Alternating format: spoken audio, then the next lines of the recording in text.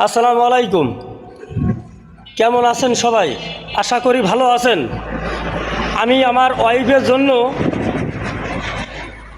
আপনাদের সামনে এর আগেও আইছিলাম, সাহায্যর হাত বাড়াইছিলাম, সবাই আশ্বাস দিয়েছে, কিন্তু পাশে কারোর পাইনি।